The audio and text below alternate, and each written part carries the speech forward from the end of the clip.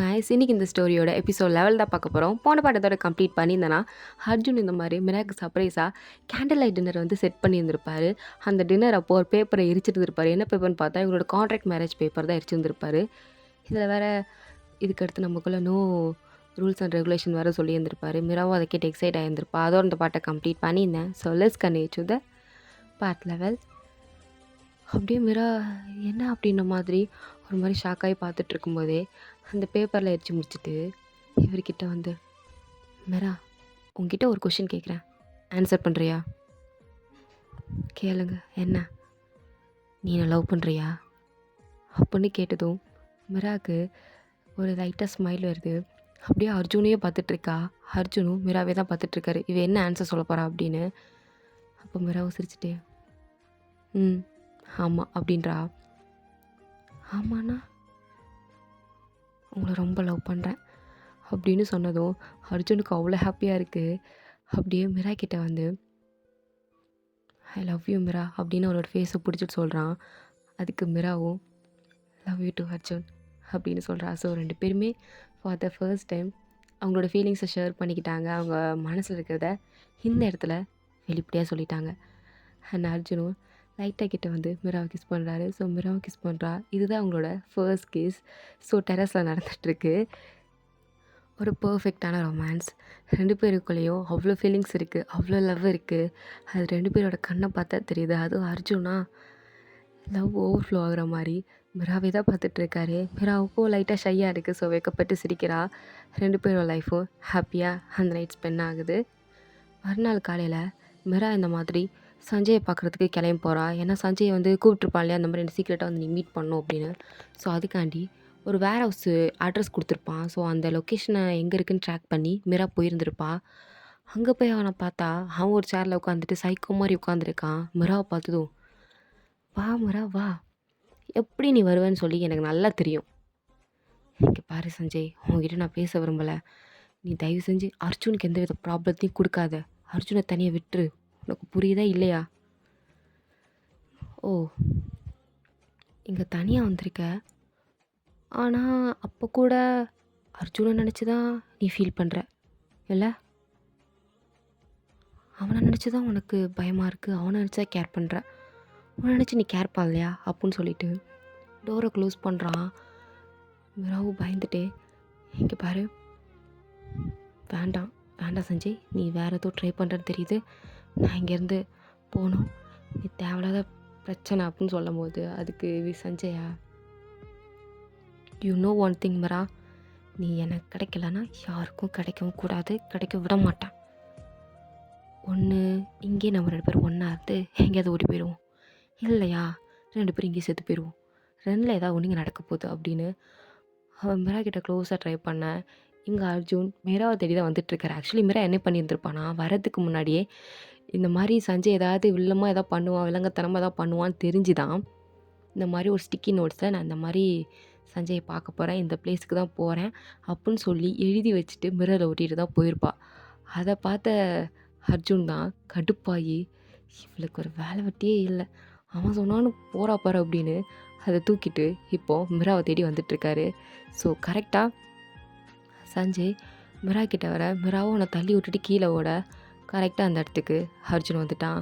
அர்ஜுனை பார்த்த மிராவா அர்ஜுன் அப்படின்னு சொல்கிறா. அதுக்கு அர்ஜுனும், உங்ககிட்ட நான் அப்புறம் பேசிக்கிறேன் அப்படின்னு அவளை அவன் இழுத்து அர்ஜுன் பின்னாடி நிற்க வச்சுட்டு நேராக சஞ்சய் கிட்ட சண்டை போடுறான். சஞ்சயும் சும்மா இல்லை, அவனும் சண்டை போடுறான். ரெண்டு பேரும் மாறி மாறி சண்டை போடுறாங்க. அப்போது சஞ்சய் ஒரு ராடை எடுத்து அர்ஜுன் மேலே அடிக்கலான்னு வரான். பட் அதுக்குள்ளே மிரா என்ன பண்ணுறான்னா அர்ஜுனை தள்ளி விட்டுட்டு அந்த அடி அவ வாங்கிக்கிறா. மண்டையிலேருந்து ரத்தம் பொல பொலன்னு போய்கிட்டு இருக்கு. இதை பார்த்த சஞ்சய்க்கும் ஷாக்கு, அர்ஜுனுக்கும் ஷாக்கு. அர்ஜுனா மிராவை தூக்கி வச்சுட்டு மிரான்னு அழுகிறாரு. சஞ்சயுமே ஒரு வகையில் ஷாக்கில் தான் உட்காந்துருக்கான். ஏன்னா அவனுமே ஒரு கட்டத்தில் மிராவை லவ் பண்ணவன் தான். அவனும் ஷாக்கில் உட்காந்துருக்கான். இப்படி ரெண்டு பேருமே ஷாக்காகி உட்காந்துருக்காங்க. வேகமாக ஆம்புலன்ஸ்க்கு கால் பண்ணி அர்ஜுன் தான் மிராவை தூக்கிட்டு ஓடிட்டுருக்காரு. ஸோ ஹாஸ்பிட்டலில் ஐசியூ வாலில் தான் மிராவை வச்சுருக்காங்க. ரொம்ப கிரிட்டிக்கலான ஸ்டேஜ் அப்படின்னு சொல்லிட்டாங்க டாக்டர். ஸோ மிராக்கு ஆல்ரெடி ஹார்ட்டில் வேறு பிரச்சனை இருக்குது. பார்த்தா அதை கொலைக்கு இப்போ வேறு மண்டையில் அடிபட்டுச்சு இல்லையா? ஸோ அதனால் ரொம்ப காம்ப்ளிகேட்டட், காப்பாற்றுறது கஷ்டம் அப்படின்னு சொல்லிட்டாரு. இதை கேட்டதும் அர்ஜுன் அப்படியே சுக்குநூறாக உடஞ்சிட்டாரு. அவரால் சுத்தமாக இதை அக்செப்ட் பண்ணிக்கவே முடியல. அவரோட ஷர்ட்டை பார்த்தா ஆக்சுவலி அவர் ப்ளூ கலர் ஷர்ட் போட்டு வந்திருப்பாரு. பட் அது இப்போ ரெட் கலர் ஷர்ட்டாக மாறிடுச்சு. ஃபுல்லாக மிராவோட பிளட்ஸ் தான். அப்படியே அர்ஜுன் உடஞ்சி போய் உட்காந்துருக்காரு. ஃபார் த ஃபர்ஸ்ட் டைம் அர்ஜுனோட ஃபேமிலி மெம்பர்ஸ் அர்ஜுன் இப்படி பார்க்குறாங்க. அவர் ஃபுல்லாக ப்ரோக்கன் ஆகி இவங்க இப்படி பார்த்ததே இல்லை. ஃபர்ஸ்ட் டைம் இப்படி பார்க்குறதுக்கு அவங்க ஃபேமிலி மெம்பர்ஸ்க்கே ரொம்ப கஷ்டமாக இருக்குது. கிராண்ட்மாலாம் அழுகுறாங்க இப்படி ஆயிடுச்சு அப்படின்னு. பட் ஒன்றும் பண்ண முடியாது அப்படிங்கிறது அவங்களுக்கு தெரியுது. ஆனால் அர்ஜுனா, மிரா ப்ளீஸ் என்னை விட்டு போயிடாத, தயவு செஞ்சு போயிடாத, நீ எனக்கு வேணும் மிரா, ப்ளீஸ் மிரா அப்படின்னு ரொம்ப அழுகிறாரு. பட் இந்த பக்கம் சஞ்சய் அர்ஜுனை பார்த்து கத்திட்டு இருக்கான். சஞ்சய் போலீஸ்லாம் எடுத்துகிட்டு போயிட்டுருக்காங்க. அப்பயும் சஞ்சய் விடாமல் அர்ஜுனை பார்த்து ஒரு விஷயத்த தான் சொல்கிறான். இங்கே பாரு அர்ஜுன், உனக்கு உன் ஒய்ஃபை பற்றி தெரியாது. அவளை பற்றின உண்மை தெரிஞ்சா அவ்வளோதான், அதை தெரிஞ்சுக்க பாரு. நீ நம்பலைனா ராகுல் கிட்ட கேளு அப்படின்னு சொல்லிட்டு அங்கேருந்து கத்திட்டே போகிறான். அர்ஜுனும் கோவத்தில் நீ வாயை மூடிட்டு போ அப்படின்னு கத்திட்டு இருக்காரு. ஆனால் ராகுல் இதெல்லாம் கேட்டு ஒரு மாதிரி நர்வஸாக நின்றுட்டு இருக்கும்போது அர்ஜுன் ராகுலை கூட்டிகிட்டு போய், என்ன ராகுல் அவன் சொல்கிறான், சஞ்சய் என்ன சொல்கிறான், அவன் சொல்கிறதுல உண்மையா? ஆமாம் அர்ஜுன், ஆக்சுவலி அவங்க என்கேஜ்மெண்ட் ஸ்டாப் ஆனதுக்கு ரீசன் சஞ்சய் மட்டும் கிடையாது, இன்னொன்று இருக்குது. அது மிராவோட பாஸ்ட். அது நான் சொல்ல நல்லா இருக்காது, மிரா சொன்னால் தான் நல்லாயிருக்கும். பிகாஸ் மிராவோட பாஸ்டில் சஞ்சய் மட்டும் இல்லை, இன்னொருத்தன் வந்திருக்கான் அவன் காலேஜ் படிக்கும்போது. பட் என்ன ப்ராப்ளம் தெரில, இட் வாஸ் கான் அப்படின்னு சொல்லிட்டு அவன் போயிட்டான். ஆனால் அர்ஜுனுக்கு இது ஒரு பெரிய விஷயமாகவே தெரில.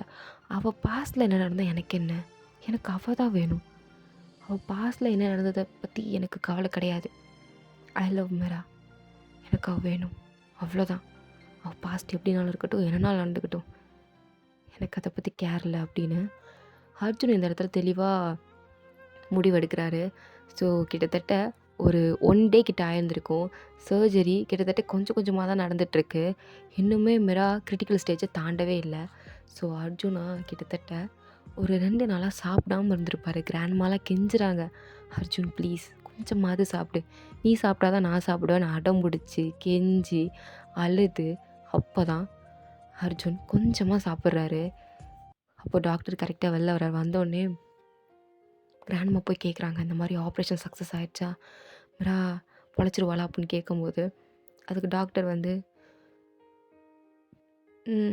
எல்லாம் சக்ஸஸ் ஆகிடுச்சு அப்படின்னு சொன்னதும் எல்லோரும் அப்படியே சந்தோஷப்படுறாங்க. பட் இன்னுமே டாக்டர் ஹாப்பியாக சொல்ல, ஒரு மாதிரி சோகமாக தான் சொல்லியிருப்பார்.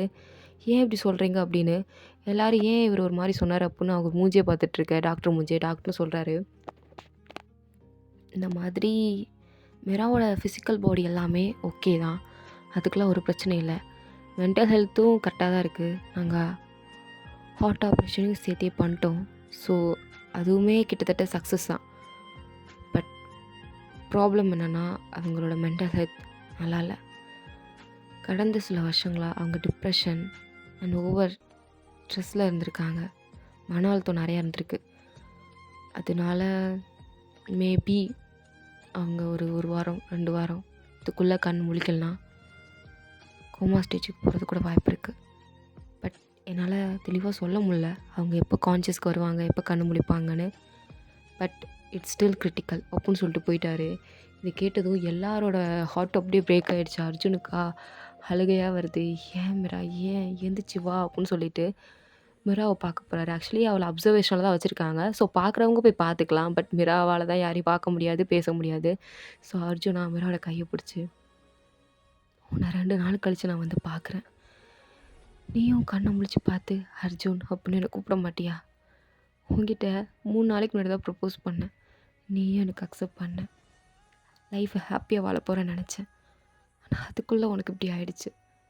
But Mira, I need you, please எந்திரிச்சு வந்துரு, எனக்காண்டி வந்துரு அப்படின்னு பயங்கரமாக கெஞ்சுறாரு.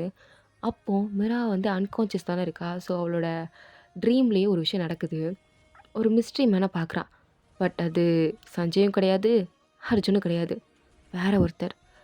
அவர் மிராவோட கண்ணால் வந்து, நான் இன்னும் சாகலை மிரா, இன்னும் உயிரோடு தான் இருக்கேன், அதுவும் உனக்காண்டி தான், என் கூட வா அப்படின்னு கை நீட்டுறாரு. அந்த கைய பிடிச்சு மிராவும் அங்கேருந்து ஓடுற மாதிரி ஒரு கனவு மிராக்கு வருது. அந்த கனவை கண்டதும் அவ கண்லேருந்து தண்ணீரா வருது. இத பார்த்த அர்ஜுனா, "மீரா, மீரா நீ அழுகுறியா? உனக்கு கான்ஷியஸ் வந்துருச்சா? மிரா கண்ண முழிச்சு பாரு, மிரா மிரா அப்புட்ன்னுட்டு இருக்காரு." அப்போ லைட்டா அவளோட ஹேண்ட வந்து அர்ஜுன் புடிச்சிருந்திருப்பாரு. ஸோ அவளோட கையுமே லைட்டா அசையுது. அத பார்த்த அர்ஜுனுக்கு, "உன் கை அசையுதா? மிரா" அப்படின்னு நர்ஸை கூப்பிட்றாரு. நர்ஸும் வந்து பார்த்துட்டு, "இல்லையே சார், அவங்க இன்னும் கான்ஷியஸ்க்கு வரல. பட் பாருங்க கை அசையுது. அவ கண்லேருந்து கண்ணீர்லாம் வந்திருக்கு பாருங்க, நான் தான் தொடச்சேன்." புரியுது சார். பட் இந்த மாரி சிம்டம்ஸ் வந்து அடிக்கடி நடக்கும் தான். பட் ஷியூரா சொல்ல முடியாது அவங்க கான்ஷியஸ்க்கு எப்போ வருவாங்க அப்படிங்கிறத.